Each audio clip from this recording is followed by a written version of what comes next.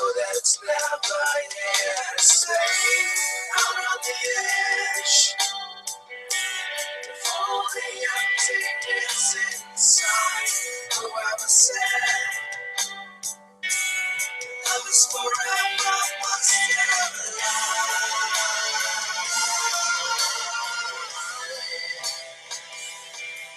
Must never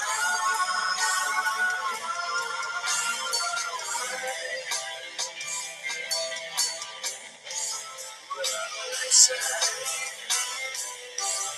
we must leave this world behind. But today,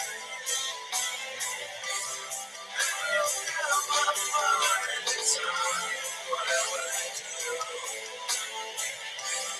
we must carve a path of our own. It's nothing so. Brings me up what we have done.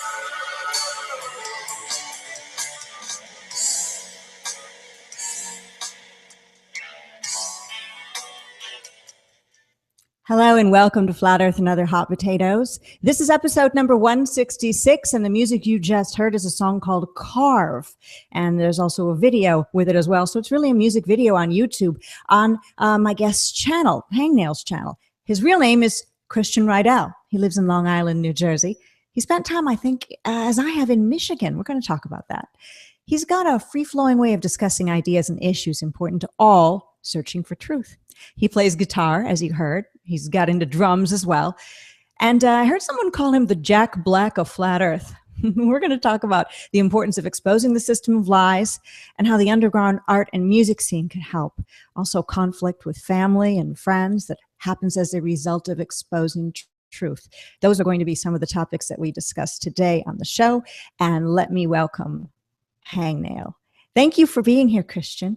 I appreciate you taking your time. Thank you. This is kind of, I was a little nervous, and I got to tell you the truth. I was planning on getting a haircut, right? And I thought that this being on the show was like the opportunity to do that. Like, all right, I really should, because I slack on things. I really should get one. And I went to go get one, and the place was closed. So I even told everyone, Mom, I'm going to get a haircut. I'm going to look different. I'm going to go on Patricia Steere's show. I'm going to have a haircut. That never happened. But I still, got all showered up and tried to look the best I can, because I just think the right thing to do, So.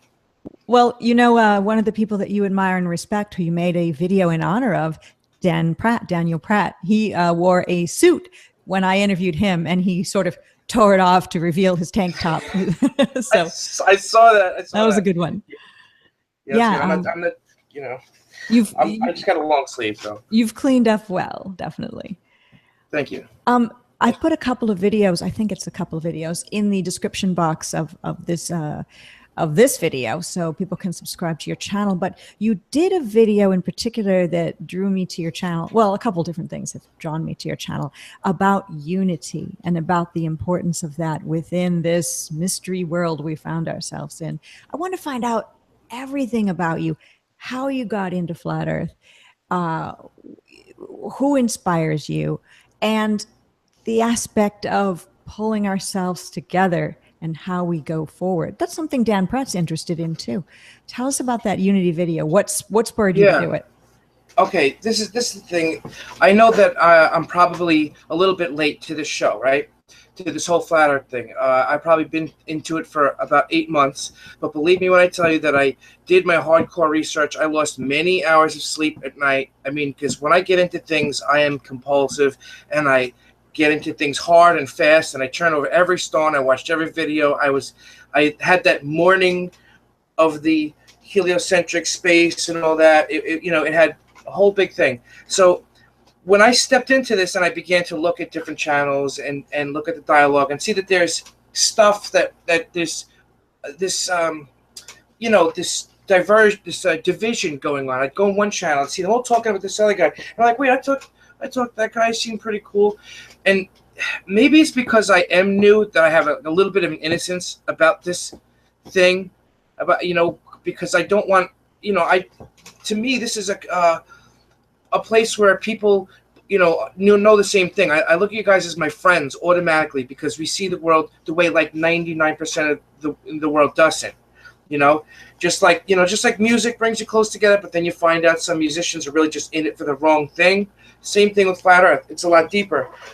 So I made this video because I think what inspired it was yeah, I saw people going into Dell's channel and they were all bashing.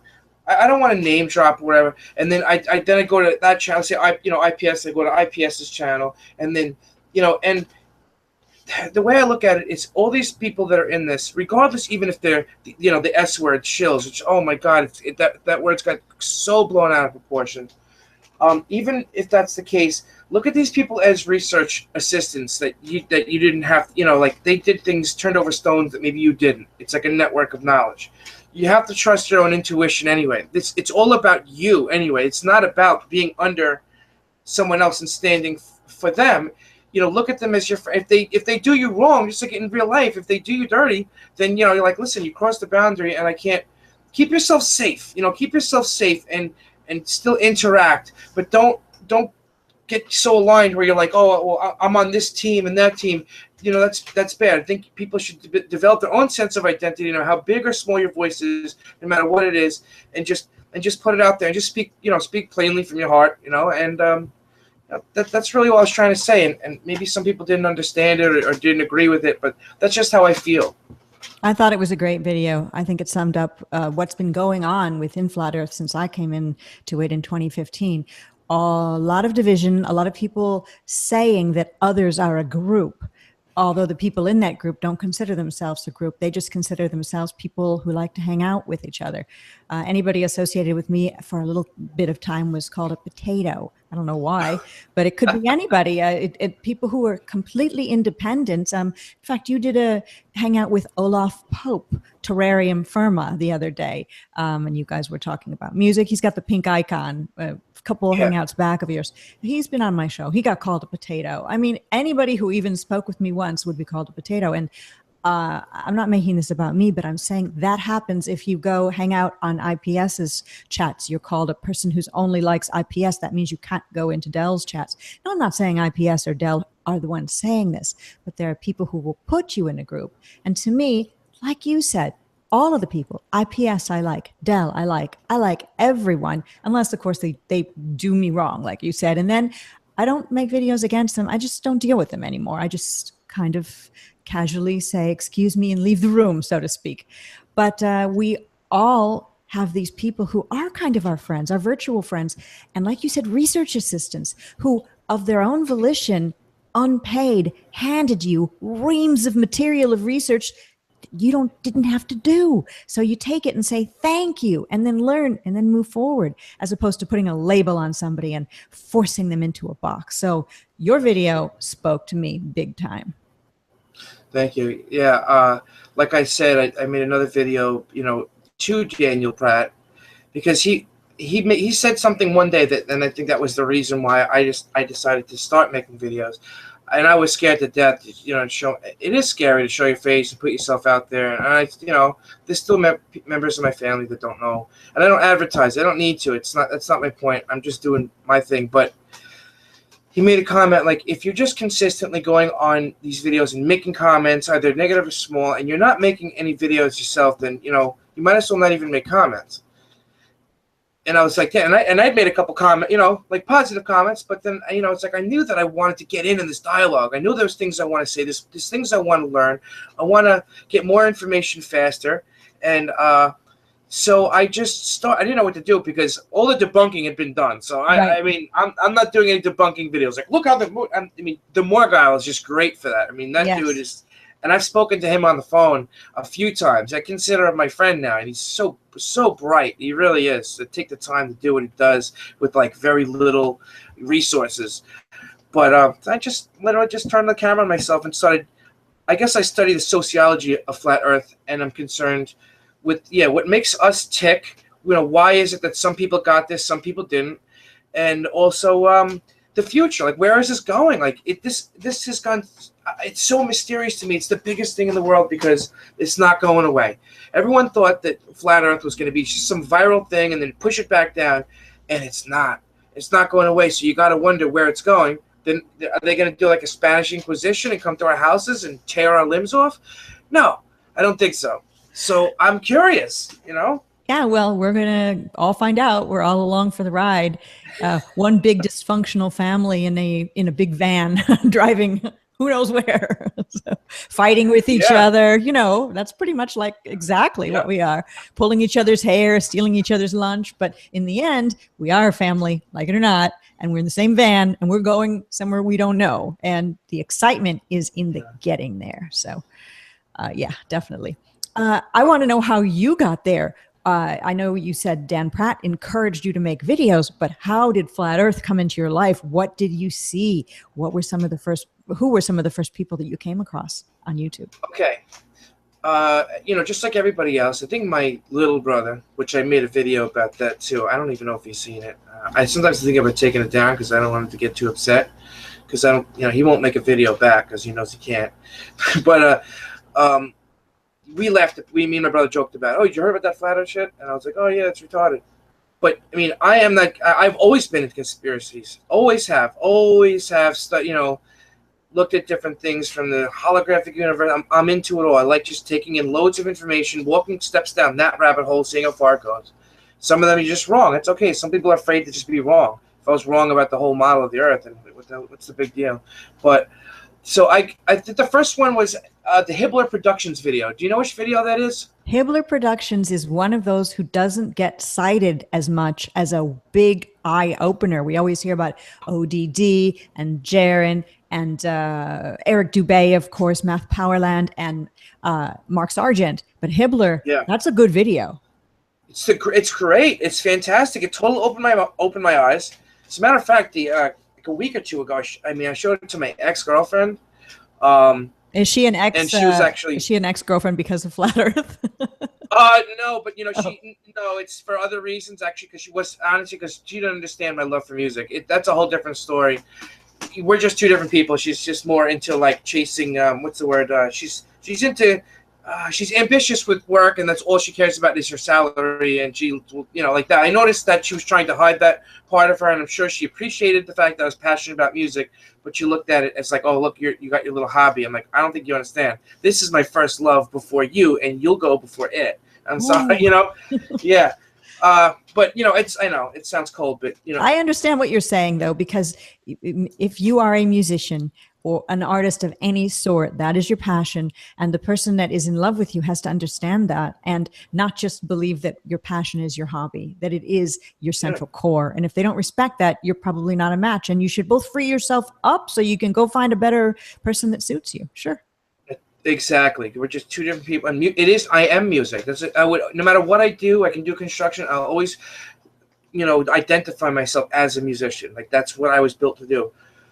But so what was I gonna say? I showed her the video. Even she was like, "Oh my god!" And now she's, I don't know, she's probably studying the shit right now. I don't know.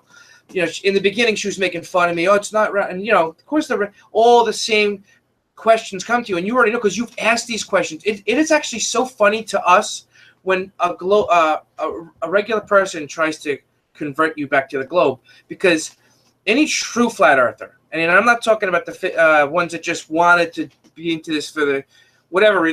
Some people just want to be in the fringes of society. I do not. Yeah, okay? they like being a rebel. They like the social element. And then they easily can give it up because their heart wasn't in it and they hadn't done the real research and felt the fact that it's true. They just thought, oh, this is cool. Let me do this for a while.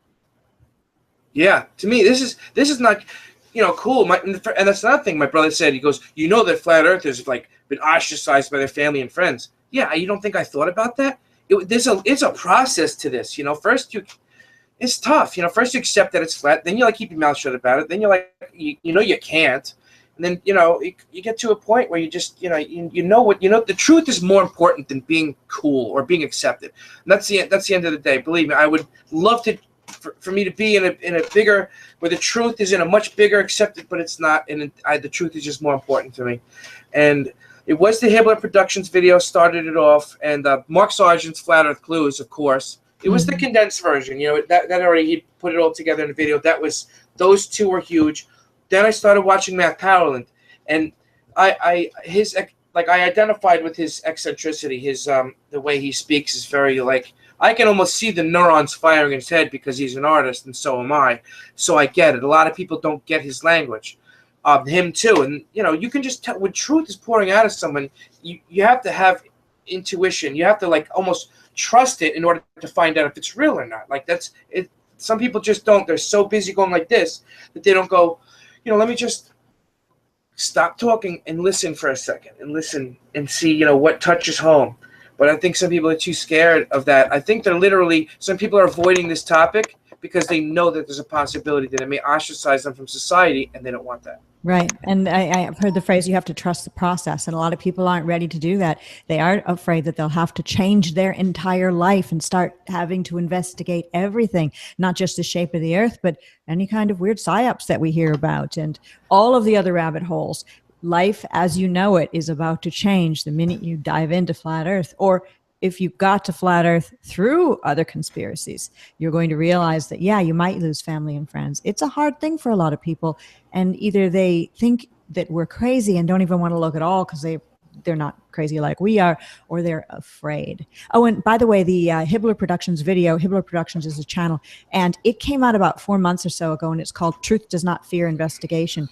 And Hibbler Productions, yes, that was their first video, or his first video that he did. He was mostly doing sports and stuff. Imagine that as a first video to do on the subject of flat earth. I mean, it's bang on. So check out the Hibbler Productions channel and Truth Does Not Fear Investigation. It's a good one. Yeah, he had the music. I mean, you know, like Eric Dubé's videos are very informative. But I know this sounds stupid to say this, but like, because there's no, it's all about straight information. Whereas Hibbler has some music in the back, and I guess people need a little dramatic music to, I don't know, maybe me. I like music, helps me soak in stuff more, and maybe that's why Hibbler Productions videos appeal to me. A lot of people like when they study, when they're in school, to have music on in the background. It helps them study more. So maybe you're just that kind of guy. And probably because you love music yourself. Even in some of your videos, you've got music in the background. And I was wondering, is that all your music, or sometimes have you played other people's music? Some of it is my music. The stuff usually it's hard to point it out. Yeah, some of it I've used my own music in it.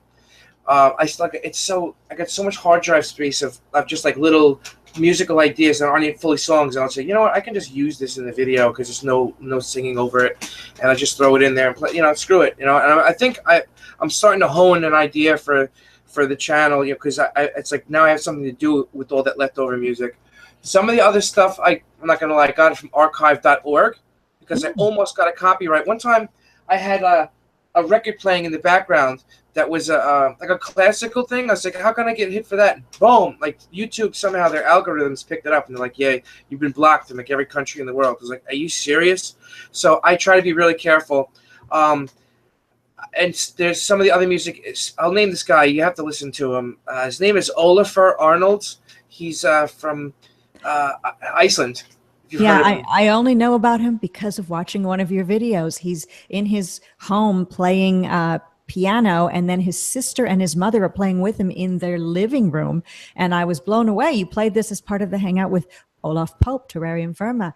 And you're like, oh, I really like this. And you played it. And you were talking about hoping you wouldn't get a copyright strike. But what amazing, beautiful music, very moody. And it would be very good to listen to Flat Earth research and have that in the background playing, because it's music that makes you think.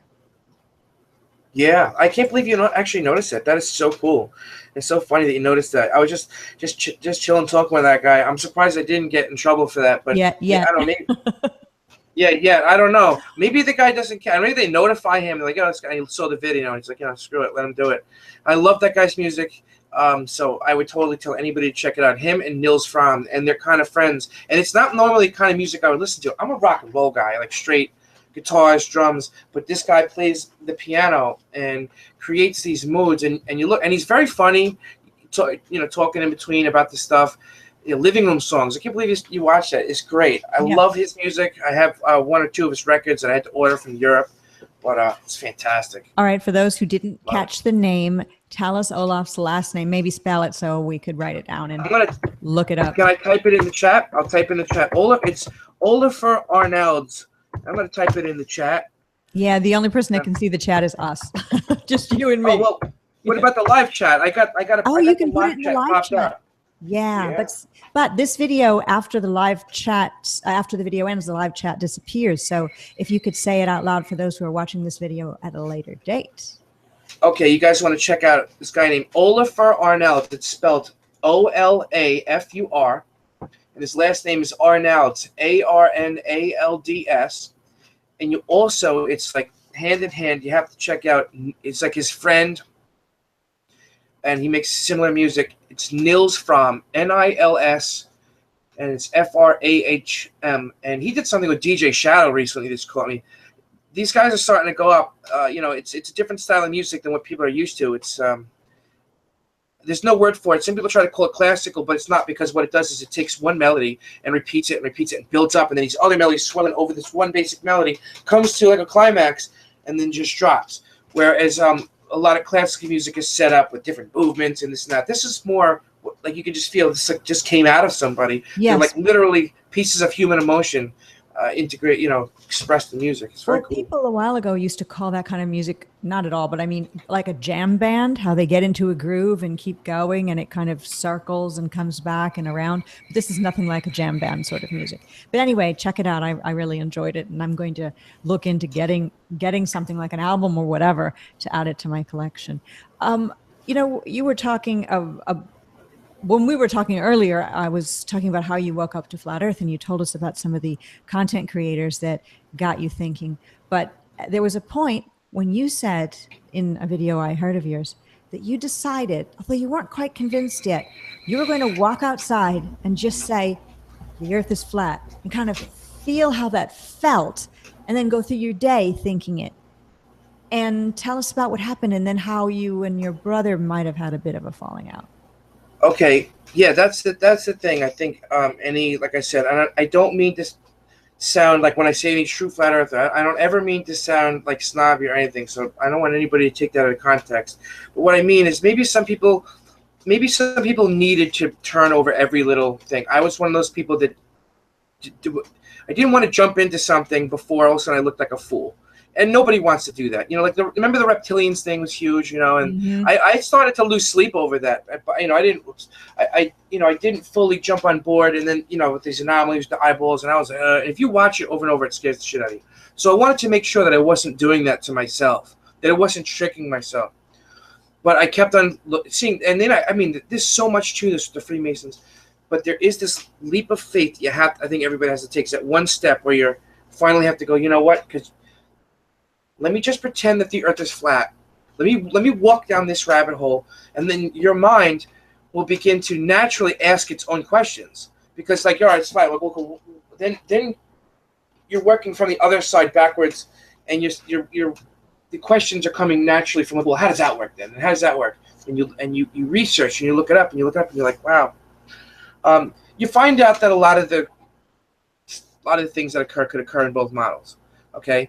You get that, but there's just the evidence is all here that you can physically see an observable reality that shows that the earth is flat, whereas all the other side has is a bunch of equations. And I believe that these equations a lot of them were they're just reverse, basically the reverse engineering what was laid out to cover up, the flat earth or whatever. I think that's all that it is. You have these equations that were, you can. Then there's the whole thing with the, theory of relativity. It's like only like a few people in the world can understand it. So eventually, all these people have to have trust eventually in somebody else. There's somebody smarter than me that understands it. But I don't think that. I think that very well that the average human. I think that most of us can comprehend our reality. We're able to do that. If we were allowed to know what it was, but we weren't. And one of the videos you were theorizing that maybe we were supposed to believe that it was a ball. Maybe that was all planned. And then we are supposed to now wake up and see reality. That is truly how it feels. I've used the word biblical, and I'm not referring to the Bible when I say that, but I really truly feel, Patricia, that my whole life has been moving towards this. And this is what there's so many things I denied in life. I didn't take certain routes in life, It's obvious. I didn't marry. I didn't have kids, because because there was more that I needed to get out of life, and I couldn't tell what it is. And I knew that music always had a big part of it. That's me. It's who I am. But there's still something else. I'm very, not all the time, but I'm pretty decent at articulating, I'm good at speaking, good at writing, and music has limitations with that. And I know I like to make people laugh. I know that I'm a funny guy. I mean, most of the time, sometimes I'm not, but,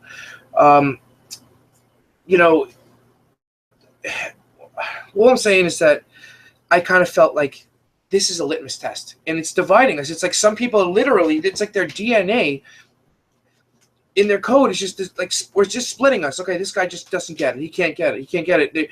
They're just built to cling to. They're too emotionally attached, and it takes a certain personality to take all your emotions and literally throw them away. So listen, I have to detach from that. I don't need to be. I know, like, I love the idea of going to Mars. I used to fantasize, I want to colonize Mars. I wish you would see it in my lifetime. No, I had to throw that away. It's hard. A lot of people, especially boys, guys, giving up space was hard. Yeah, and some people just literally, when you listen to them talk, you can hear the emotional attachment to the globe they have. It says, "Oh, it can't be," like they just can't. That's why they get so upset, and that's why they, cards and stuff like that. And it's like, oh, I need a peer-reviewed thing to show. Do you think a scientist is going to deconstruct his entire livelihood for this? No, there's no. If he gets an article and he thinks he has discovered the Earth is flat or certain anomalies that would show that, do you think any of his superiors are going to let? Oh, that's cool. Like Joe Rogan had that whole thing about, oh, don't you think it would be a great discovery for the scientists? Are you kidding me? They'd be out of a job. They'd be like, and to them, money, they need to keep their salary. So it's very, they think that it's more deeper than it is, and it's compartmentalized. Obviously, I can't say I understand, but it's compartmentalized quite well, where people can build their satellites. They think they're going into space or whatever. And with a budget of $19 billion a year, you can afford to throw a lot of things away just to keep people, keep the facade up. Yeah, it's exactly. It's not that complicated. It's easy to fool people. I look at things like the Boston bombing or any event like that, and I've talked to somebody, and I've said this so many times, I'm sure people are bored of it, whose daughter was going to college in Boston. And he said, hey, did you hear about the Boston bombing? And this is a person who doesn't believe in flat earth or doesn't believe in any conspiracies. He knows I do. And I said, yes, I've heard about it. And he said, I know you're going to say it's fake. I said, yes, it is fake. And he said, well, it's not fake. And here's how I know. And I said, oh, thinking he's going to come up with some great info from his daughter, like she was there, she saw it, or she was injured. He said, she was at campus in her room and her campus was locked down. So I know it's real. So what I'm saying is it's easy to fake things because people will believe because they locked something down. Oh, then it must be real. They'll believe in going to Mars if they show what they'll even say is a drawing of a ship flying or a rover with maybe potentially rodents in the background. And then later they'll say, oh, that was the area where we were testing it. But why aren't people asking, well, then why is it tinted red then? Did you tint the background red when you're testing it on Earth? This doesn't make sense. People don't ask.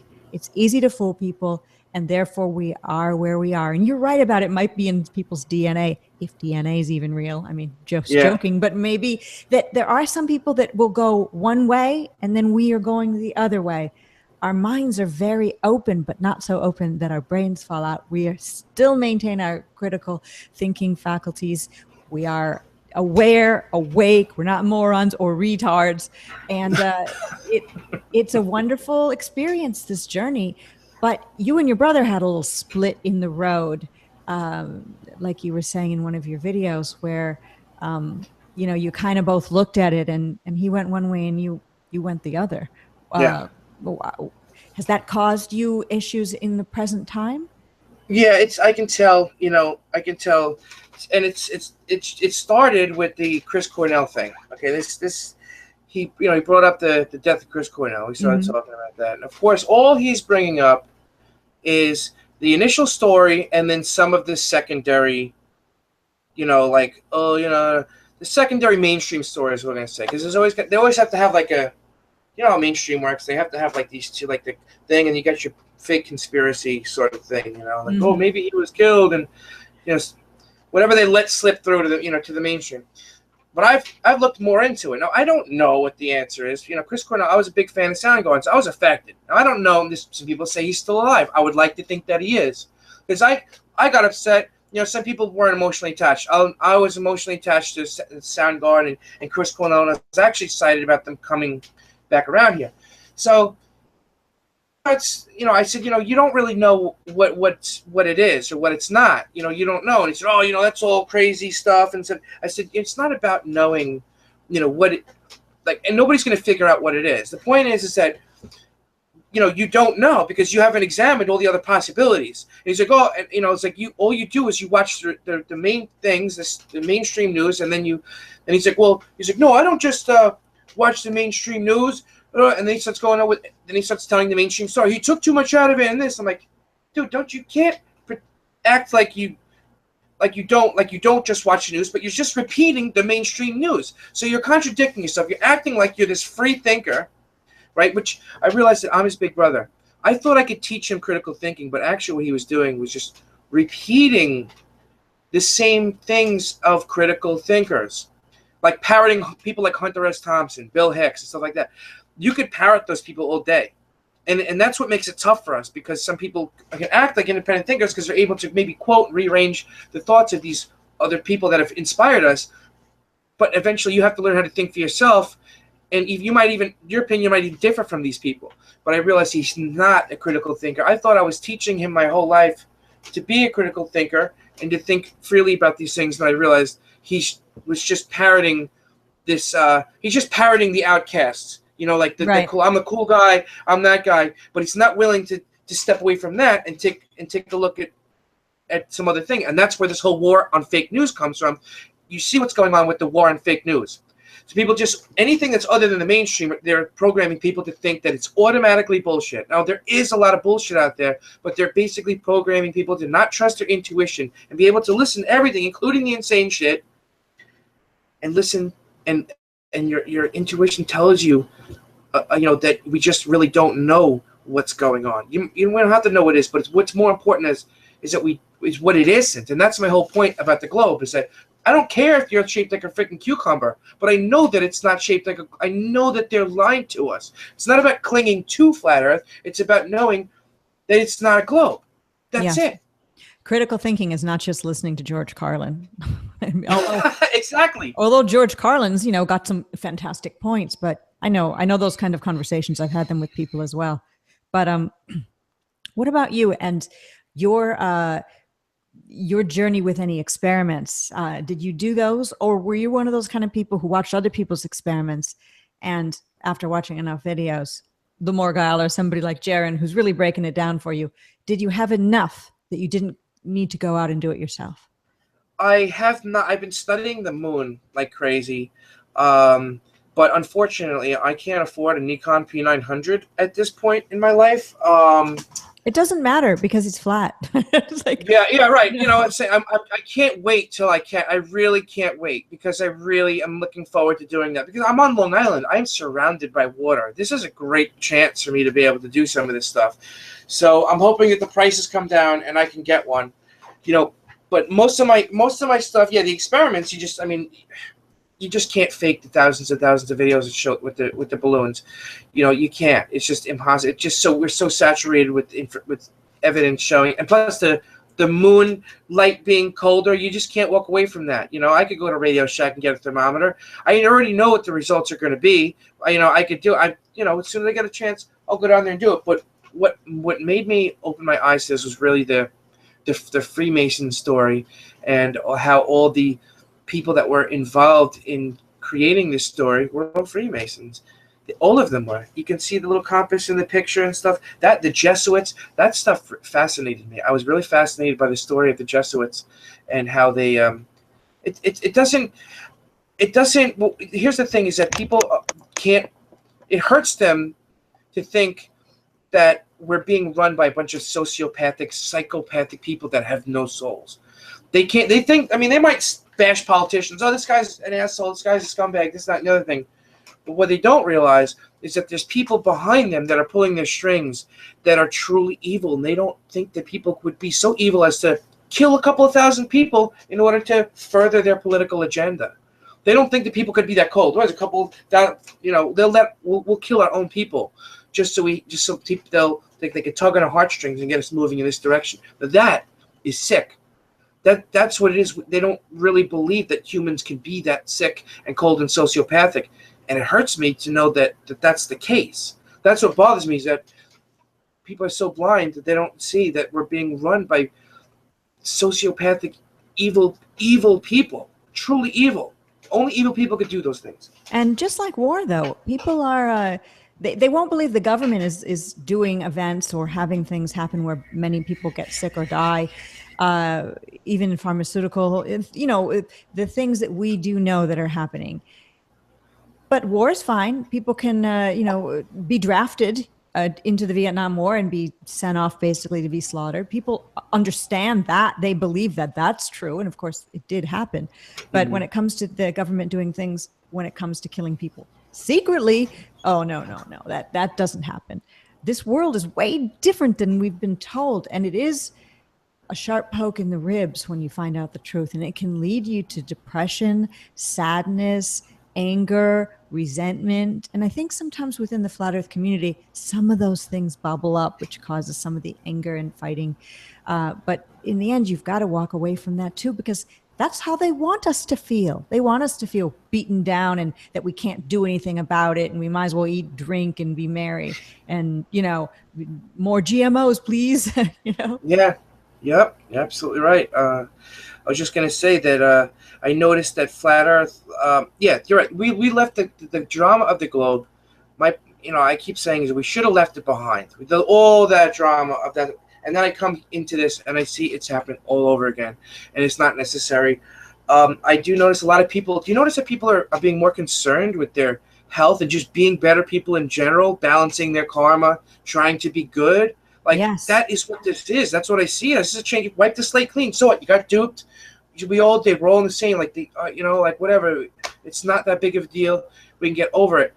And it's showing that good people. This shows me that good people still exist. Like really good people that are trying to be good, that can admit their mistakes and move on. I brought up Carl Jung and all that stuff and the shadow. I've made some. I made a video about Maslow's hierarchy. How they don't teach us in the real world to try to self-realize and to get to the top of that triangle where we reach our full potential. No, they bring us up to here, which is like the commercialism aspect. Go to work, buy your shit, make money, raise your merit in life, get new stuff, planned obsolescence, buy stuff that's going to break in 6 months, but make sure you get the new stuff. It's all a big cycle. Make money, give it back, and that money's energy. But they're not teaching you, nowhere will you see in life them teaching you to self-realize, to find that person that your own path. They make a path for you, and it's all. There's no risks involved. There's a secure path they want you to take. Just do this. Everybody's, coercing you to just take this step, take this step. At the end, when your life is over, you're gonna say, all I did my whole life was do what I was told. Life has risks in it, and there is a path for you. Everybody's got their own path. It's got their own name on it. And they can go down it, but they just have to know that it's there. And it involves maybe clearing some of the dirt from your backyard. Most people find you're not that bad. We're not serial killers. We've all made mistakes. It's okay to make peace with yourself. Forgiving yourself is not that hard. We've all been jerks. We've all done bad things. But when you come to flat earth, it's not that it makes you a better person, but you're so much more aware. You realize that what you do has impact. You might not know exactly how it has impact. If you're Christian, maybe that's the way you're going with your thought processes. Maybe you're not particularly any named religion, but you just see that I need to be very conscious of what I do and how I treat other people, especially when the people that you're dealing with on a daily basis, aside from your family members now, are all of these people that you're dealing with virtually, online within Flat Earth, and how important it is, this rapport and this relationship that we're developing with each other, because we are bringing forward something all across the plane that has, well, as far as I know, never been done before. And I wonder sometimes if the technology that we have now is the reason that we're able to do this, and that in the past when it's been done, it fell by the wayside. We didn't have this technology. Did they know when they basically allowed things like cell phones and P900s to exist that we get here where we are today? What do you think? I know. It's amazing. You know what really boggles my mind is the gyroscope experiments. And I learned recently, one of the recent ones was that Foucault had apparently like forged or faked that he said his gyroscope had turned 15 degrees every hour or whatever it is supposed to be, but now everybody is getting gyroscopes. So the point is, like, we already know that the whole thing about if you put a gyroscope on a plane and whatever, because a gyroscope is not held to gravity. It has its own sense of gravity because of this centrifugal force and whatever. They argue that. But then there's the other thing which never occurred to me, that if you can run a gyroscope straight like this and the earth is turning, then it should start to lean, but it doesn't. I don't know if you've seen that. And another thing is our phones. There's something in our phones. I don't have. Oh, I'm grabbing my phone. It's called an accelerometer. I think Jaron had made a video about that, about the bubble level. Mm-hmm. And I saw it. There's a real good video that gets into that. Yeah, which talks an about app, I think. Yeah, download. There you go. Yeah, there's the bubble level, and it's not secured to gravity. It's secured to just X, Y, and Z axes. So once you set it for down, that's what it is. It doesn't care about gravity. If you turn it this way and you set it as down, then that becomes down. And if you go like this, and then you jump in, if you center it like this, and then you go on a plane, you go 180 miles away, and you land, your bubble should be like this because it has nothing to do with that. I don't know what their argument is to that. I'm sure they have some sort of thing that says, oh no, whatever. But that occurred to me. That kind of blew my mind. I don't know if you've seen that too, but I was like, holy shit. Yeah, we have this technology now. So yeah, I was around when Jaron came out with that video, and then a couple other people were discussing it. They'll come up with and already have the basic reason that happens is that gravity really indeed is affecting that, because it affects everything, and it affects things based on their weight. So that's just, how does it know? What is gravity? It's got ESP, I guess. I don't know. Yeah. If you gain 5 pounds, gravity affects you slightly differently, or something like that. It's just I know. There's so many arguments. With the same thing with your weight at the equator than it is at the north. They say they keep holding on to this. Well, it's so slow. It's so slow. No, I saw a video that basically the equator is like a big flywheel. You're still going 1,000 miles an hour. I mean, slow RPM, but like, again, if you got a big yo-yo, you're swinging around 1,000 miles an hour. Yeah, it might be very, very slow, but it's so huge. You mean to tell me that if you had a pole and you put like a little cup of water, and that pole was whatever, what's the radius of the Earth? I don't know, it's a few thousand miles out, because it's 20. I have to do the math, but whatever it is, you take the radius of the Earth, and you just swing it around, and you go like this. Even though it's so slow, of course the water is gonna come flying out of that cup. It just makes sense. But I don't know. If anything is going that fast, you mean to tell me that it's just going to just sit here like this? It's going 1,000 miles an hour, 1,048 miles an hour to be exact, that it's not going to have any effect on your weight. I just don't buy it. And all they have is physics and equations. But we've never seen any of this stuff demonstrated in real life. None of it. All the orbital mechanics, they say, all these things spinning around things perpetually and whatever. Let's see it. Let's just see something where that happens in reality. Let's just see one thing. Yeah, let's see large bodies attracted to each other because of gravity. Would that mean that 2 large people should just find each other in a crowded room and connect? Because if it works on a butterfly and it also works on the Earth, it should work on anything at all, no matter the size. Does it have to be a spinning ball for it to work, or would it work on it's just garbage, but it's garbage that makes sense. That's the thing. They've made it so that it, on paper, makes complete sense. And it's so overwhelming to break it down and look at it that most people don't. They just learn it when they're young and then just assume it for the rest of their life. I was assuming it for the rest of my life until, of course, this all happened, to all of us here in Flat Earth. Let me go in the live chat and say hello to people who have come here to support you and see what you have to say, like Jerry Cthulhu and Knowledge Scavenger and Wesley Stace, Flat Earth News, and Jibby Jedi and Stock Jockey Paul Williams.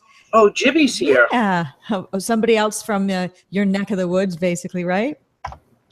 Yeah, Jibby. We're going to say hi, Jibby. DITRH is here as well. Flat Earth Crush and Marilyn Wiseby and Leslie Beckwith, Fred Caldwell, Frank Bocciccio as well, who says this is a spiritual awakening. For sure. Definitely. And that's something you've spoke about in your videos too. Bling Bling, the BSS of the ISS, my last guest here on this show.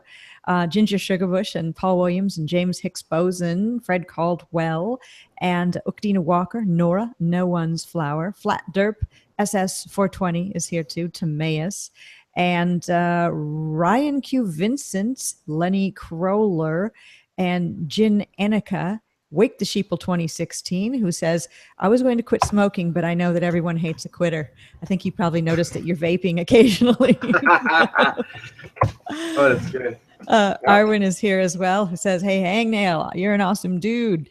And so that's nice to hear. You do have some support, which is really nice. Mr. Drobot stops in to say hello as well. And OBL Music and Paul Williams.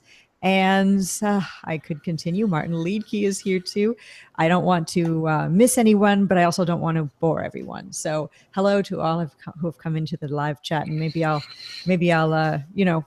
come in later and say hello. If you have any questions, please just put them in all caps, and we'll see if we can answer them. Shana Honea and Liquid Sun have joined as well. So hey to all, I definitely appreciate, and definitely subscribe to the Hangnail channel, and it's in the description box.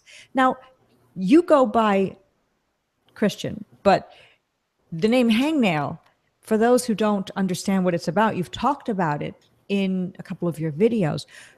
It's an unusual channel name, and when I first saw that name, I thought, oh, I get what he's talking about, because a hangnail is something that everybody has, and it's mildly annoying, but you go through your whole day kind of just trying to get rid of it, and it's bothering you. It's like a rock in your shoe. But maybe that's not what it means, or maybe to you it means anything that we want it to mean. Tell us about the hangnail name. Pretty much you hit the nail on the head.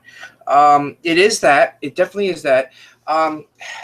It's the idea is honing itself. See, I didn't want it to be me. The hangnail wasn't supposed to be just me. I'm Christian. They call me hangnail too. But there's an annoying thing. You could also, whatever your mind attaches to, it could be like that nail. You know, when you put a nail on the wall and you hang a picture on it, so you figure you got this. I don't know. It's just loose ambiguity. You want to create a certain type of piece of art. It's really for artists that are part of this truth movement. And here's I did hear Mark Sargent say something like he should change it to Flat Earth Hangnail. I considered it, but the thing is I look at it like I'm a Flat Earth ninja, kind of like the music is there. The idea is for artists and people that are very good at expressing themselves poetically, musically, doing paintings, anything like that. That always felt like they always were into true art. I mean, if you notice, the music has died after the millennium. It's so hard to find good music, because anything on the radio sucks. So we all feel like, where's the real music? For those of us that are really into music, okay, that place sort of died. They were just kind of scattered. You just kind of like word of mouth. Oh, here, listen to this, listen to this, listen to this. There might be a couple of magazines that have some semi-underground stuff. And when I mean by underground, I don't mean it sounds like a band playing like a punk band in some club with pipes and shit all over the place. That's not what I mean by underground. I just mean music that you just don't hear of and that's cool. It's shows like that are more intimate with only 500 people where everybody's there to sing the songs. I love shows like that. Yeah. Going to Madison Square Garden and having a million people pummel over you screaming the name of that one song that's on the radio is annoying. I want to hear my band play, just the other stuff, the B-sides. So that's the kind of person I am.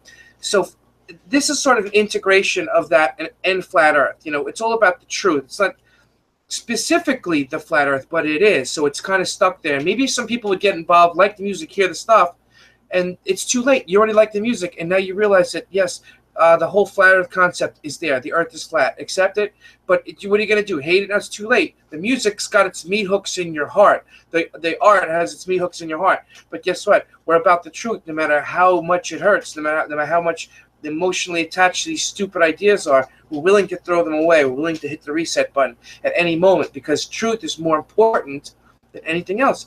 And I think that music and culture is all hand in hand with that. We want our culture back too. We don't just want the shape of our. It's not about that. We want our culture back. We want reality back, and that means true art music. That means the shape of the earth. All of that stuff. It's all hand in hand, and that's what Hangnail is. It's slowly growing. It's annoying, but we're gonna grow. And if we gotta rip it all the way down to their elbow, and they gotta shed their skin, whatever they gotta do. So I'm Hangnail. Anybody else that feels the same way can say I'm Hangnail too. It's kind of like Tyler Durden or Negan from The Walking Dead. You know, anybody can say, you know, I'm Hangnail. It's cool. It's not me. You know, it's you know, I kind of help propel it, but anyone wants to help contribute to it and help me mold this thing, then you're Hangnail too. I want to say hey to Sam Hopkins and Ryan Steele, and also to Nathan Oakley, who's joined us. And Ace McLeod is in here, Raised by Gypsies, Interest and Hero, and Anthony Riley as well. And YO5H5TROY. That name needs to change. It's too hard to say. Another good name. This is a good one called Go Find the Others. So also here, DJ Dior, Interest and Hero, Sassy Undeniably, Toto Cults, Deborah Millard, and Jason Catton. Flat Earth Crush I mentioned before. Somebody came in here and said that they were painting the flat Earth right now as we speak. I wish I could find her name. I know who this is. Crazy Cat Lady is here too. Well, you know who you are. Why can't I find this? I guess the chat's moving way too fast. If I find it, I'll mention it. But we're getting rated, right? Oh, we're getting rated right now, aren't we? Are we? I don't know. We're getting rated, Patricia. This is fantastic. I didn't know is rating that. us right here. Are we? I don't know. Oh, yeah, we're getting rated. I can tell. Really? That's awesome. Yeah. Nicole Cote is here as well. And the thing about chat raids, I don't know who's doing the raid. Is there a chat raid? Somebody, hey, Deb Crafty. It's Deb Crafty. That's who I was. Curved Water Music is here too. Big Rollo Lynch, and Carrie Musgrave is the one who is painting the flat Earth right now. So I'm not sure about a chat raid happening, but if that's what the case is, please give this video a thumbs up. But more importantly than that, subscribe to the Hangnail channel. It's in the description box, because you'll get a lot of interesting information and a lot of fun out of the channel. It's not a raid. It looked like it was going so, because I've been raided before, and I think it's a cool thing for the positive thing for one of Flat Earth. I wanted to talk with you about raids and how your opinion on raids and mine kind of are the same. I don't think we're really being raided now, but my opinion on them is I participated in a few in the very beginning when IPS first started it, and then I pulled back. I'm not against them, but I know that there are some people that are against them. I don't know.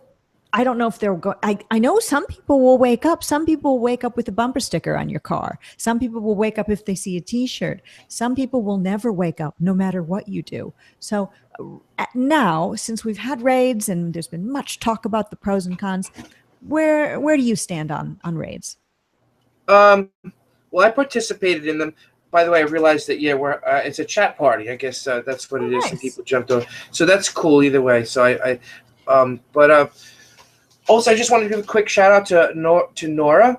No one's flower. She told me, she told me, you know, I've spoken to her, I've Skyped with her, and she, you know, told me all that, you know, you're great, and I guess told me not to be too nervous about being on your show and all that, because, you know, she was the one that sort of said, you know, you're gonna be fine or whatever. So I just wanted to give her a shout out. And she's a painter. She's an artist, and her temperament is one that, you know, would relate to your temperament.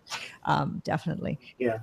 So chat raids, I think they're fun. I think they're enjoyable as long as people stay positive. It's not the only wake up tool that we've got in our arsenal, though. Yeah. So people have to keep in mind there's many other things to do too, and continue doing them. And if you enjoy doing a chat, I don't want to call them chat raids because they're kind of called flat Earth parties now. I think something like that. You know, it's as long as everyone's nice and informative and gets in and gets out and gives the channel some thumbs up, hey, I think it's great. But Yeah. is it a distraction? It's made some people mad that some that, flat earthers are doing it. So it did. You're right about that.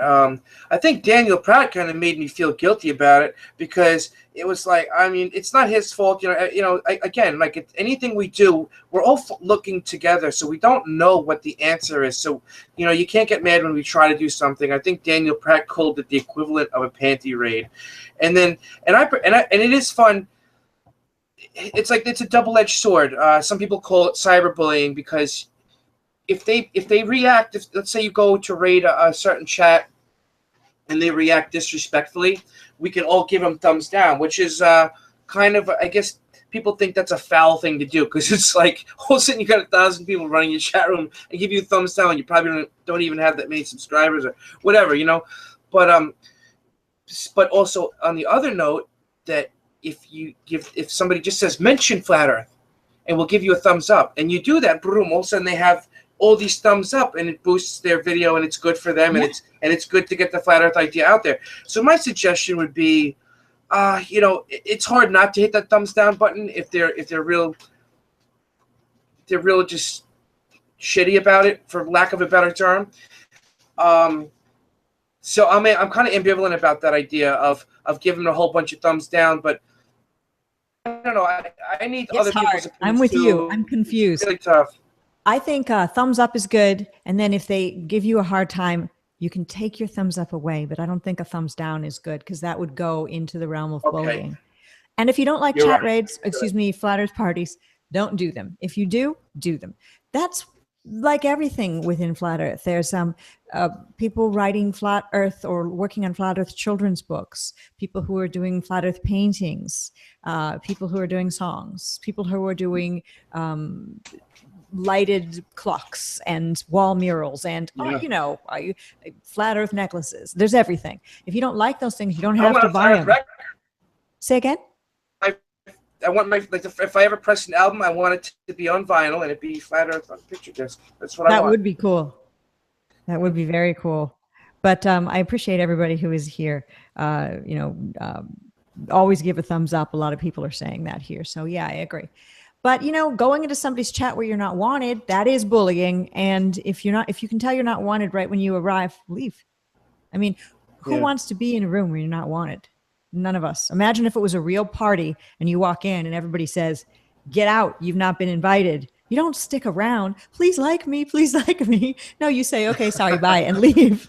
So I think the chat party should be like that if we do them. And it may just be something that is a fad for a while in flat earth, and then we move on to something else. Or it may become another, weapon's a bad word, but I'll just use it, weapon in our arsenal of the many different ways to wake people up. So. Yeah, IPS is doing, he's doing his thing, and some people, it's causing jealousy. He seems to be very inspired and doing things, and I guess some people are getting skeptical of his notions. Personally, I'm not. I've spoken with him personally on accident a few times. We walked into a chat room together. It was pretty cool. I had like an hour to just talk to him live. It was a really strange time. It's just a regular guy, and he's just trying to I think he's trying to come up with ideas. Again, I'm not over there going, IPS is the answer. But I appreciate that he's doing this thing with FEOHP the Penguin. I think it's hysterical. I love it. I think it's great that FEOHP is killing Peppy. If you've seen that whole thing, it's hysterical. Yeah, the purple pillars and the red pillars. I think it's brilliant. I love it. And there's all sorts of FEOHP icons that are being used all over YouTube right now that are, Flat Earth Penguin in different forms. So the thing about it is that it might annoy some people. It might make some people jealous, although they're not going to say they're jealous. They're just going to say it's bad for flat earth. But you can see jealousy when jealousy when you see jealousy.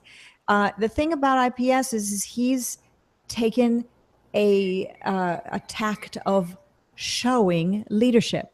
He's not claiming to be a leader, but he's doing leadership. He's showing his leadership skills, and any of us can show our leadership skills. Any of us. It doesn't take anything. It doesn't make you the leader of Flat Earth or the originator or the best or the only one. It just is getting the gumption and doing something and putting it into motion and carrying it through and being able to get people to go along for the ride with you. What he's doing isn't something that and he would probably be the first to admit it. What he's doing is something that we all can do and we all should do. So he's leading by example, and I think it's good.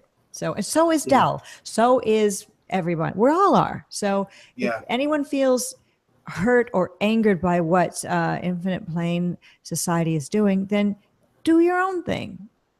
Sitting around complaining about him isn't going to help put forward anything. Doing your own thing will. So, and it doesn't diminish you because he's doing something. That's exactly. There's not a limited amount of praise, love, and respect to go around in the world. There is an infinite amount, and just do something, and people, if it's good, are going to like it and enjoy it and participate in it. So, yeah, I agree. Well, I agree 100%. Is there anyone in the live chat that has a question for Hangnail or Christian? It's funny calling you Hangnail. It doesn't seem right. Yeah, it's fine.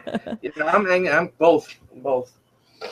I would like to ask if you would play us something live. We opened the show with a video that you've done, but I would like if you would, because you've probably got your guitar somewhere around, and I always do.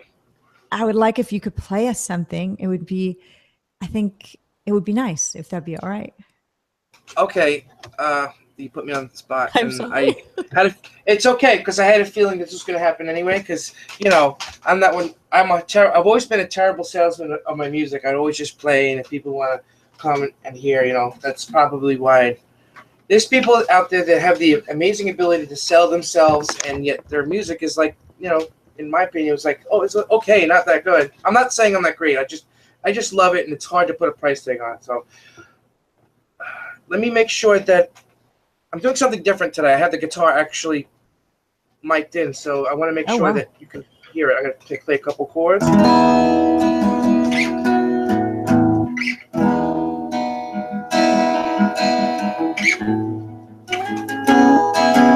Can you hear that clearly? It sounds beautiful. In the chat, give us a 1 if that sounds good.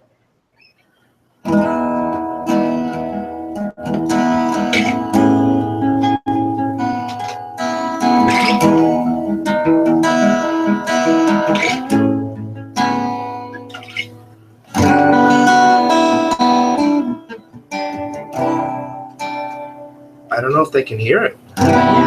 Okay, they can hear it. Okay, all right, here we go. I'm just gonna play an old. It's not a Flat Earth song. I'm gonna.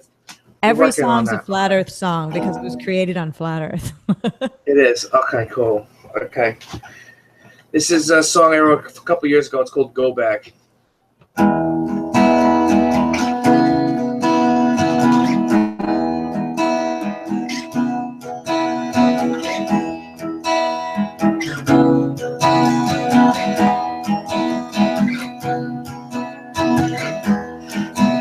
This time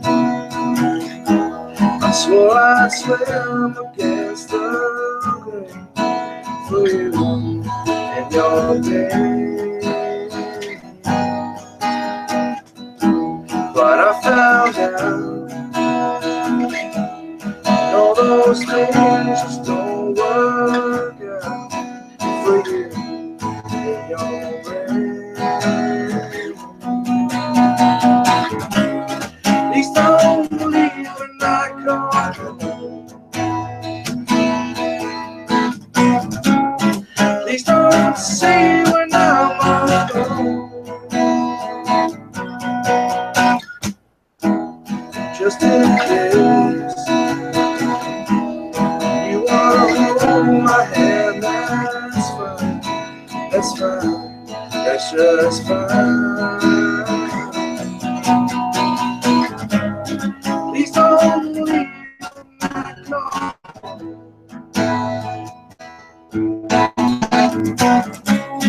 Please don't see me now.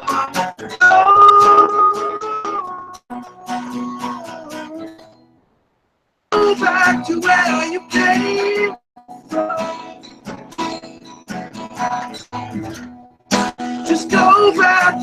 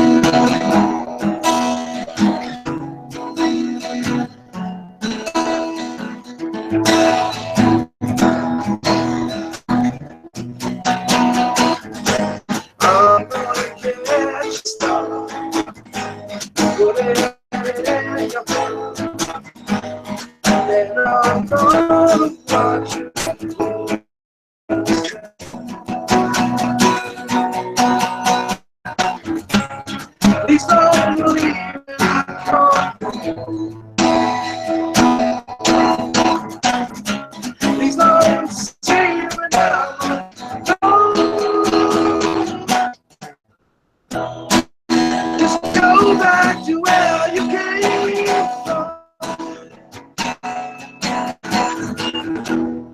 Just go back to where you came from. Just go back to where you came from. Just go back to where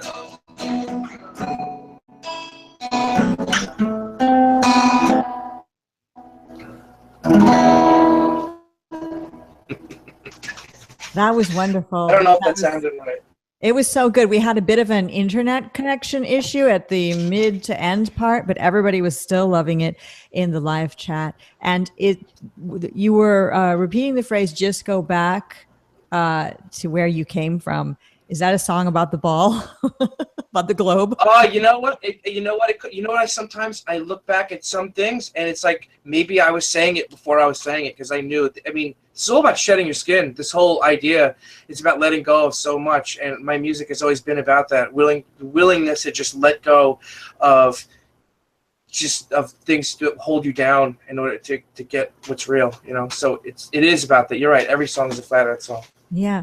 Now, you were mentioning earlier that your ex-girlfriend, you introduced her to Hibbler Productions video, and you're not sure where she's gone on her journey. Maybe she's a flat earther and she's listening right now, or maybe she's off shopping in a mall somewhere. We don't know what has become of her really. But what about you as a man living in Jersey? Are you New York? Or you're in New York? Okay, but you're from Jersey, right? Originally Long Island? No, I'm on Long Island. I was always from Long Island. I lived in Michigan for 5 years. I lived in Arizona too.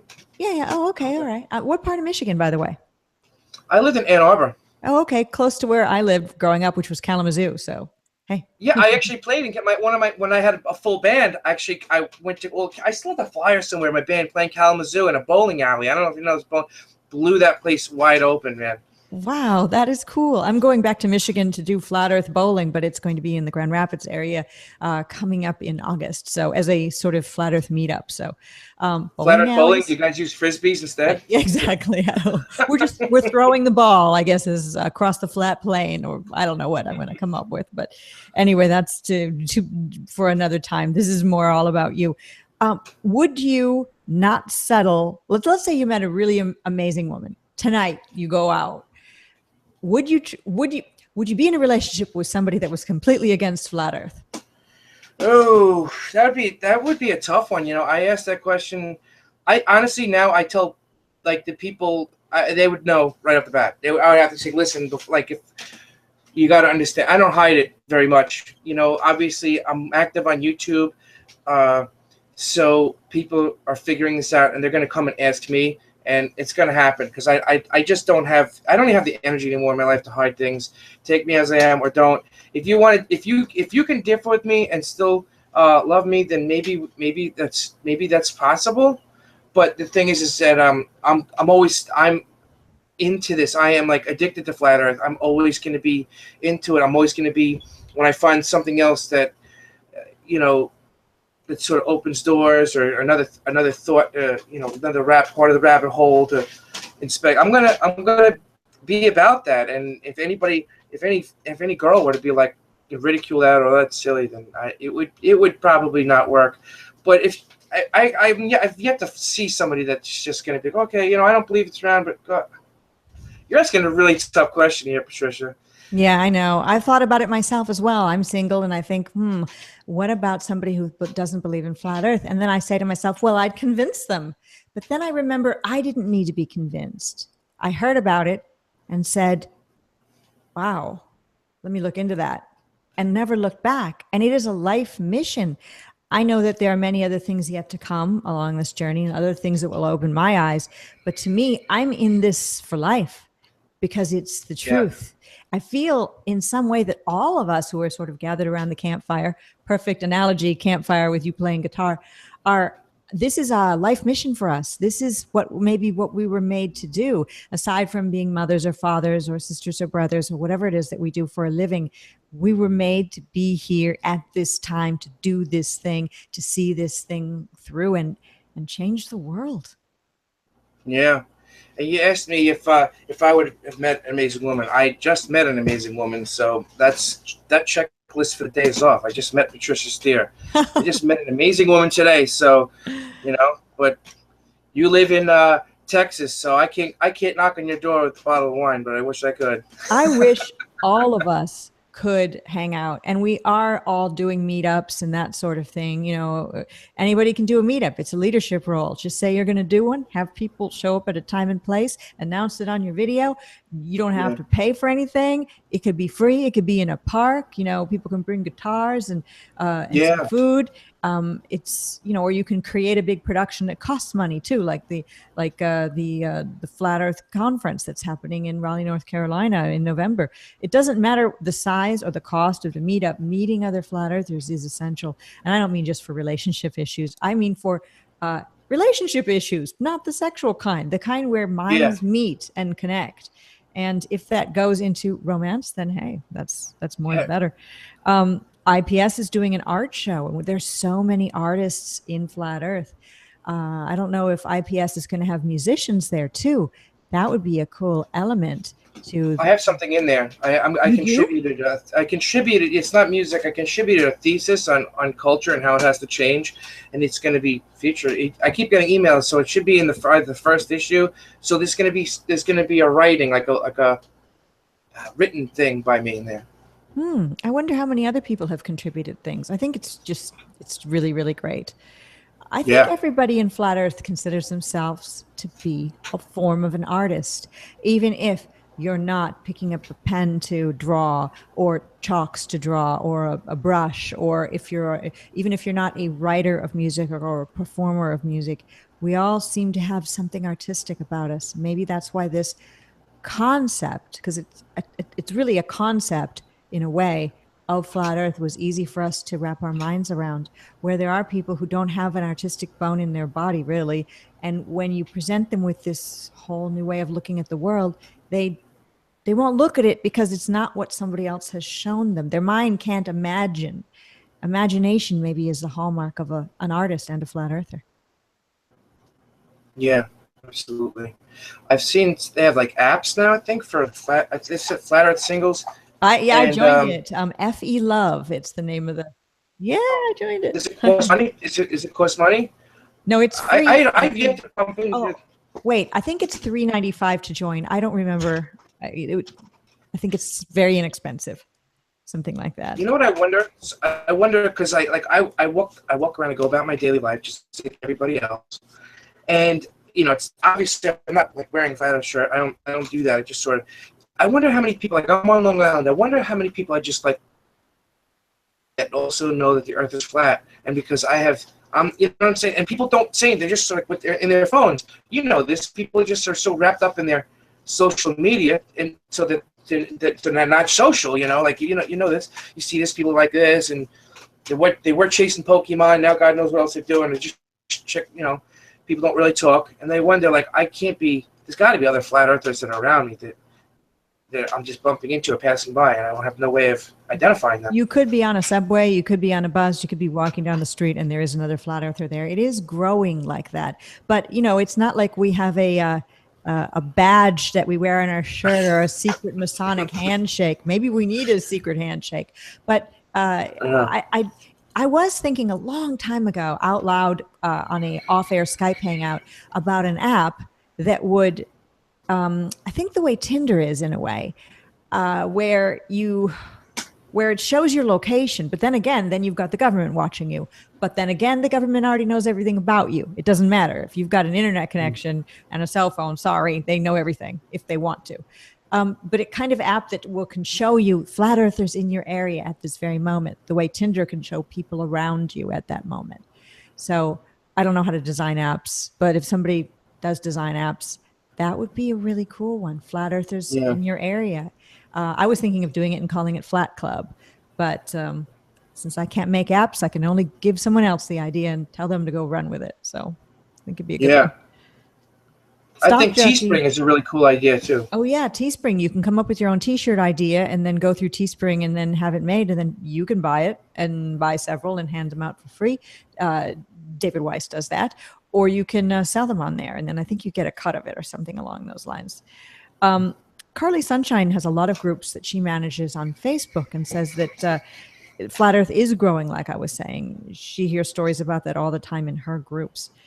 We've got an interesting comment by N Dudeman 8. Flat Earther equals sensible and logical and open. You know what? That's exactly true. Sensible, logical, and open. Now, people who aren't flat earthers would say, yeah, they're open, but they're definitely not sensible and logical. But we know better. We definitely know better. Yeah, absolutely. It changes you. It makes you want to be a better person. It makes you does. want to balance out your karma. Yeah, it really does. Like I was saying earlier, we've all done bad things in the past, and I'm not even sure why it makes you want to be a better person. A lot of people feel that they're not an atheist anymore since Flat Earth. Were you involved in being an atheist prior to this whole thing? Very good question. I was my beliefs are very similar to yours. There was in my early 20s. I was definitely I had a period of time where I was a full-blown atheist. I really believed that science was everything, that which was molecule. Actually, I thought we were an alien petri dish experiment. That's what I thought we were. That aliens had somehow advanced, had planted seeds on the planet, and made us. It makes sense to a degree, I guess, if that's the case. But then something happened. I think I was about 23, where I can't even explain it, but I could just say I just had the spiritual experience where I definitely felt like there was something, that there's a benevolent force that wants, that loves you or loves us and cares for us and wants us to follow that path. But then I had continued, probably intentionally after that point, still continued to not listen to that voice. So I probably waded into the agnostic waters, but I always, I believe in God, but not. I just am not religious. I think organized religion is just not. To me, it just doesn't make sense. However, I do think there's a lot of great things in those books. So I look for the parallels. If like 7 religions all kind of say the same thing, that might be worth looking at. But if one of them has this one unique thing that says, "Oh, you got to do this, and that's the only way to get to heaven," I just don't buy that. I don't buy that. But yeah, you're right. This flat Earth makes you feel like God is like right over your shoulder now. It changes everything. Makes you feel like, listen, I made this place for you. So what are you gonna do about it? Nope, you better get that. Yeah, I'm not getting that. You have a cell phone with a ring around it, like an old-fashioned phone. I miss the sound of the old-fashioned phone. I love it. Yeah, I like it too. We've got still a lot more new people who've shown up in the live chat. We've got Jerry Kraft and Chris Fix. Vincent P. is here and says, Flat Earth, Google it. Well, there you go. That says it all. Tamaya says, the knowledge of a higher power makes people think about the afterlife and the consequences for our actions when we die. What do you think? I mean, people will say this is not a Flat Earth question, but I kind of think it is. What do you think happens when you die? Oh, that's a very good question. Going deep. Yeah, no, this is good stuff. I like this. This is stuff I like to talk about. I mean, obviously, none of us have a clear idea. Like I can't say that I know what happens, but I think that definitely there's some form. I believe, if anything, it's just a theory to me, but my theory is that how we do in this life determines whether we move on to the next level. Maybe we go to a different puddle or something where we have more. I don't know. Maybe we're giants over there. I have no idea. I just think that this life is a chance to move up. And if we do, I think we have this goal or something in life, or at least work towards it. And that's self-realization. That's the whole thing that I made a video about. If you at least try to work like that, that's that thing that made Gandhi Gandhi. That's self-realization. That's an example of a self-realized man. Or like Mother Teresa, these people that gave of themselves. Maybe the history is not accurate, and people could pull apart certain people, but there's definitely people in the world that have given their lives for the sense of for love or for truth and all that stuff. Whatever their purpose was, they gave something great. They gave something to us. I think we have something that we're hold on to something, and the thing is that that's not meant to be held on to. Whatever your thing is, everybody has a thing. You got to give it. You got to share it. But people are so self-conscious. They're afraid that they're gonna be just cliche. They're afraid that whatever they do or say has already been said before. And I have that same feeling. I have that same self-consciousness. And whatever I contribute is going to be like, yeah, it's been done. Move on, buddy. Move on, buddy. But it's not going to stop me. I know that I have something to say. I have something to do. And I want to leave this world a better place than it was when I got here. Yeah, we all have a piece of the puzzle, and that's what we're all doing here. That's why I find all the channels in the Flat Earth realm, and even people who are not Flat Earth, but who are looking at other conspiracies, truths about where we live, I find them all extremely valuable, and I value everybody that's involved in this, as long as they're being kind to others. To me, that's the most important thing. Being horrible to others that are here on the plane with you on YouTube, when you've awakened and you say you're awake, it's just totally nuts. So yeah. I don't get it. I don't get it at all. You know, it was funny what you said about Mother Teresa and Gandhi, and you were saying how, you know, that they gave of themselves and were realizing their higher potential. And then you backed it up by saying, well, we don't really know history. I find myself saying the same thing, talking about places and people and events, and then realizing, well, wait a minute, were those situations exactly like we've been told? Maybe those are wrong too. So yeah, it's tough, but yeah. I have, yeah, you know what, I have something to say about that. Is I feel like that's one of the, there's this bit of a cancer going on in this truth movement in the communities that, and I just have to say, don't let take your hero, even if they can take your heroes from you and deconstruct them and say, well, this guy was not as good as you were. All that matters is the person that you had in your mind. They can't take a hero away from you. They can't take that away from you. They might say that, you know, this person was shady. Well, don't get it to the point where they think that there's nobody in this world that's benevolent, that's truly giving of themselves, because it begins to feel like that. You know, yeah. They ripped apart Bill Hicks, turned him into Alex Jones. They've done, you know, and they ripped apart John Lennon. You know, I admit I looked up to these people, but it doesn't matter if they can rip those people apart. They can't take from me what they represented. Wow.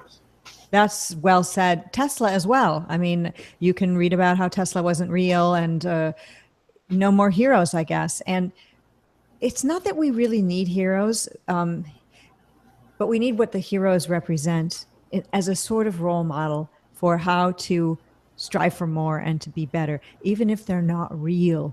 They're an iconic image, and if that's all they are, then that's good enough to inspire us. Yeah. Yeah, it's okay. Let me look in the live chat and see what else is going on before we split the scene. Oh, I wanted to ask you about musical influences. I can see you're a rock guy. I know you liked a little bit of, we spoke a bit about piano music that's not quite classical, but it's more like jam band classical. But tell us some of the types of music that you were into. I heard a video you were talking about being into death metal for a while. And my brother, who's 4 years younger than me and lives in New Orleans, has always been into metal.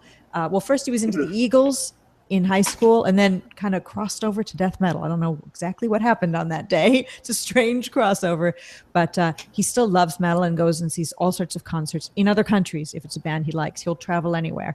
So you liked metal, but in the hangout I heard you were saying that you're not into it as much as you used to be because you have changed. That is correct. When I was younger, it's funny to look back, and you never know when you're younger, like what you're going to be into when you're older, or you'll blow off entire genres of music because you're like, you know, when you're younger. But when you get older, you have to be open to everything. That's what it's all about, being open instead of being, oh, that sucks. There's so many people like, I don't listen to that sucks. I'll listen to any. If somebody says, listen to this, it's really good, I will listen to it with an open heart and mind, and I'll judge for myself. If it sounds watered down and just like it doesn't do anything for me, I'm going to be honest. I just listen to music. So to answer your question, yeah, the metal phase went out probably after Metallica. When they released the Black Album, I was done with metal forever. So that's 1991 was probably the last time I ever really was into metal. I began to get into what I consider experimental music. I loved the alternative scene. I'll go back even as far as like Faith No More. I loved Faith No More. Primus was weird, but I thought they brought something to the table that was really odd. But like I admit it, when Nirvana came out, that was my cue, because at that time I sucked at playing guitar, and seemed like I was surrounded by all these guitarists that were like studying Eddie Van Halen and all this really technical stuff, and I couldn't play it. And I remember one dude literally told me, "You're not cut out for this." That's what he said. That stuck with me. It bothered me. Oh, that's a horrible thing to tell somebody. So I kept playing. I would play the riffs, and I got really good at listening by ear. At this point, I can just hear a song, and I don't need a guitar. I already know how to play it. But that comes with years of playing. So let's see. What do we got here? Patricia, this band right here, I'm sure everyone knows, was a huge deal for me. I have lots of Floyd was a big impact on me, on my musical thing. That's the new one. I think I just gave myself a Charlie horse holding those records. That's a sign of getting old. You can't pick up record albums the way you used to. Yep. I have record albums as well, or as the kids call them these days, vinyl. But a lot of people got rid of them all, and it's sad. It's sad, but sometimes in life you move around, or you need to sell them at some point to be able to eat. Yep.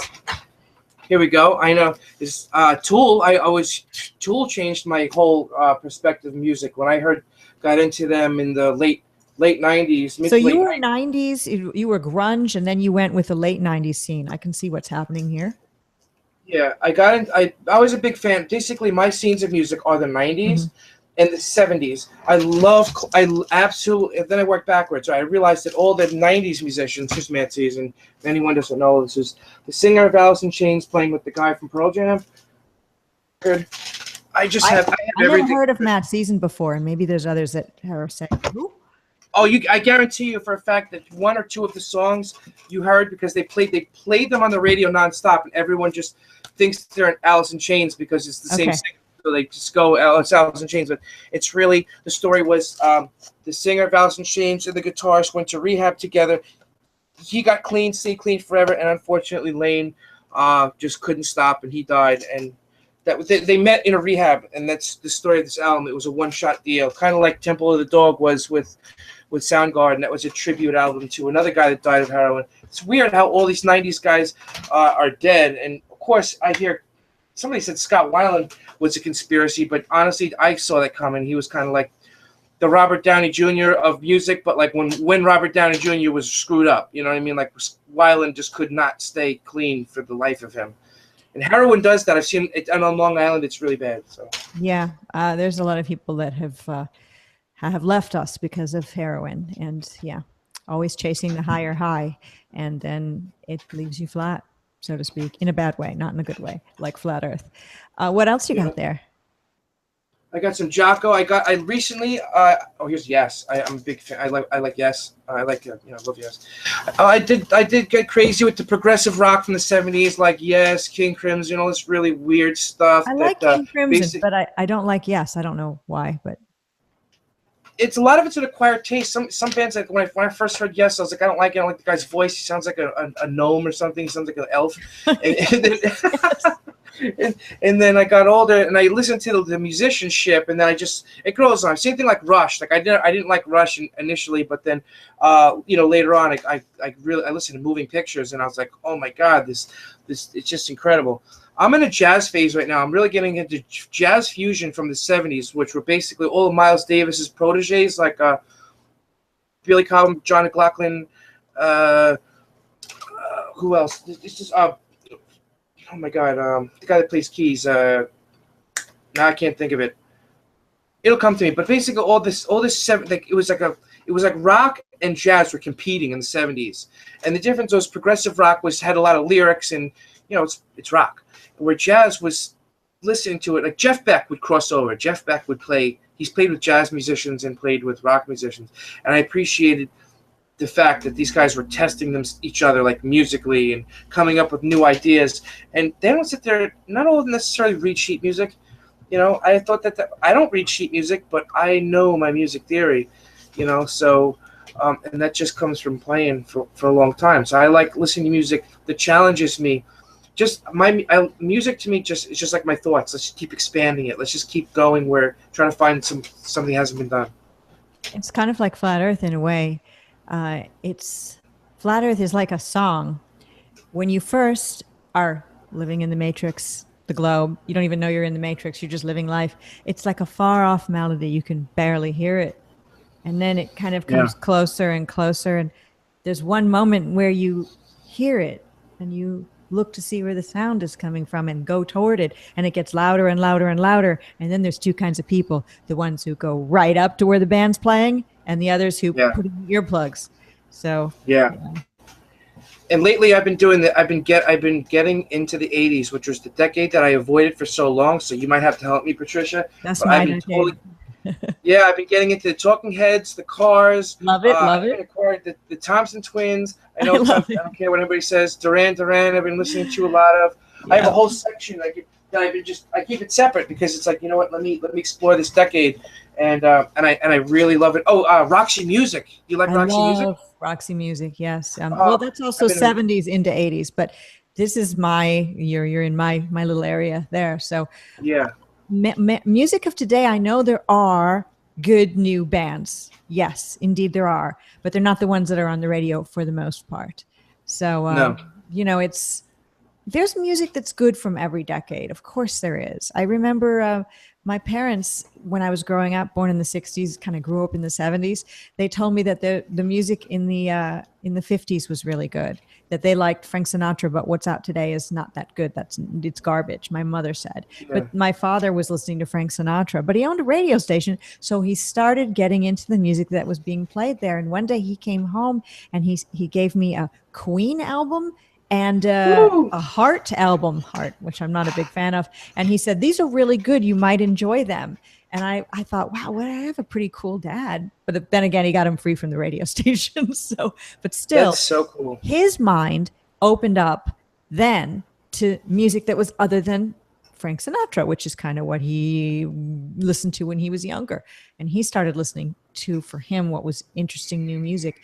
And so listening to new music is something that will keep you fresh, and also re-exploring music of the past, like you said, that you thought you didn't like, because within all the different decades and all the different genres, there's going to be some gems there.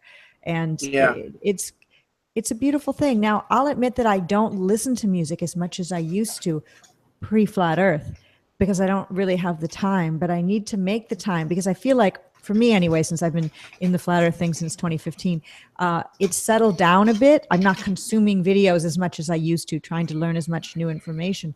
So I do have the time to listen to music at least a few hours each day. And I want to, but I want to find new bands I've not heard of. I have a recommendation for you. Okay. It's Steven Wilson. Have you heard of this guy? No. It's okay. A beautiful cover. Well, he's got a new album coming out, which I think you're really gonna like, because I've heard that it's an homage to the '80s, like Peter Gabriel, Roxy Music, all that stuff, all that music that he loved, and he's gonna make an homage to that, because he's a very dynamic musician. Some albums can sound almost jazzy. You don't know what he's gonna do. I think he's one of the best musicians of our time. I saw him with my ex-girlfriend. I had a great time, and I think that was that point when we split, when she just didn't get it. Like, this music was so powerful and emotional. It's some of the best music. I think Steve Wilson's making the best music around today, but you'll never hear of him. But it's funny because he sold out the Beacon Theater, but yet nobody knows who he is. Radio City Musical sold it out. Nobody knows who he is, and he keeps it that way on purpose. So you have to make note of that. I'm looking him up right now, and places he's playing and places he has played. He's basically all over Madrid, Spain, and Portugal, and tour dates everywhere. And interesting guy. I'm going to check him out. How would you describe his music? You said he's doing an homage to the 80s, but what does he do when he's not doing that? Or he's the most undefinable musician. I can't even. I wish I had a word for it. I think they're lumping him in with progressive rock, but he hates that term, because when you think of progressive rock, you begin to think of like Rush and these bands that have a certain sound, where he is making music that's challenging, even like he's walking that line where if you're a musician, you're going to appreciate it, because you're like, oh my God, he's got these key changes and stuff that are really cool. But in the same note, it's accessible, and some of these songs are so beautiful just to the person that just listens to music for what it is. And that is so hard to do as a musician, because like musicians that really love music, they're like, I'm not going to say I could write pop songs, but I'm not going to do that because that would be cheesy and that would be selling out, and there's people doing that. But then when you got these musicians that are selfish and like they're all Berkeley college graduates and they're just making music they're basically musically masturbating. They're just showing off to each other how good they can play, but that music is not accessible to a regular person. So to be able to do both, I'd say Steven Wilson is making true art. He's like continuing what Pink Floyd were doing, or what but not sounding like Pink Floyd. I'm just saying it in essence of making music that touches you. There's a story, it's emotional, and you can interpret it for yourself. You know, like there's a room there for you. You could read the lyrics and it could mean something to you and mean something entirely different to somebody else. And some of the music is so powerful, you know, that if you open yourself up to it, you'd be touched by it. And then it's got tension and release. It's got all that stuff you need. It's got music has to. He said he gets accused of writing melancholy music, but he said that I like sad music because it gets me in touch with the human condition. I could write happy music, but that's just mindless party music, and that's what people are doing. So he does both. He brings you down, brings you back up. That's all I can say to explain it. I'm reading about him. He's from England, they say, and it says in this article on AXS that he tackles ideas like loss, death, regret, technological dependency, and loneliness. Wow. That sounds like something that all of us in Flat Earth should check out, because it's in many ways what we are all sort of dealing with. So yeah, definitely. Thanks for the recommendation. I'm glad I got to learn something new. Steven Wilson. So he's the man. He's my guy. Well, what are you planning on doing? We're close to the end of our show. What are you planning on doing videos in the future? I know you kind of do off-the-cuff hangouts. You've done some hangouts with some cool people. And you also do videos, and you put music in your videos that you do and other people's music. Do you have, I know that the Hangnail concept could pretty much just be anything, but do you have in your mind, a way that your channel's going to grow, or are you going to just let it kind of go rogue, go wild? A little bit of both. I see an idea. I just dropped a new video. It's basically almost like an ad for my channel, but then I began to think that I might be able to make use of combining this music that I have with things that I've written. Where, like, if you saw I don't know if you've seen it, but I kind of stole the Star Wars concept, where I got this music playing, and then I have something being said about Hangnail going by the screen, which kind of speaks for everyone on Flat Earth. So you got, I think I'm going to be trying to do more of that, creating these little pieces that say something alongside with a piece of music that's like that. I'm open to suggestion. I'm still going to make videos where I speak, but I'm trying to move things to another level where they're produced a little bit better. But I have like little skills with video editing. I would appreciate if anybody could contact me and help me. I use Linux on my computer, so I can't just download Windows programs. But if I could have some help with learning how to make better videos, that's what I'm going to do. And I'm asking everybody basically for help, and I'm there to help them. And I want to turn Hangnail to a Flat Earth artistic kind of a movement where you have no choice but to feel it. Like you just can't. Yeah, you definitely should incorporate your music and writing in what you do. And I just like listening to your ideas. So I like the videos where you're just talking free form as well. So I appreciate you taking the time to come on. Do you like to go by the name Christian, or would you prefer being called Hangnail? Patricia, you can call me anything you want, but Christian is just fine. All right. But when you see in a chat somebody says hang, I'm gonna respond to it. But like I said, anybody could be Hangnail. If anybody's an artist and they say I'm Hangnail, I get it, and you can get it too. But Christian's fine. Call me Christian. That's. I forgot to tell you, you pronounced my name correctly the first time, and I noticed that most. When I said Rydell, but also there's a German pronunciation as well. That it is German, and that's actually how it's pronounced, Rydell. But I thought you got it right. All right, well, good. Like Rydell High in Greece. Yeah, I've heard that one. Well, I appreciate you taking the time to be here. Everybody in the live chats enjoyed you. It's been a fantastic show. I hope in the future we can do something together. If you're doing a live hangout and you want somebody else to be on, I would love to join you. I'm inviting myself on your show now. Yeah. Wow. Yeah, I would love it, Patricia. This has been great. I appreciate it. I really do. I'm very grateful that you invited me to this. I'm grateful that you said that you would, and thank you for being here. Definitely. Yeah. Well, that wraps up show 166. It's Hangnail, Christian Rydell. Subscribe to his channel. It's in the description box of this video. And that's it for the show. And until we meet again, keep it flat.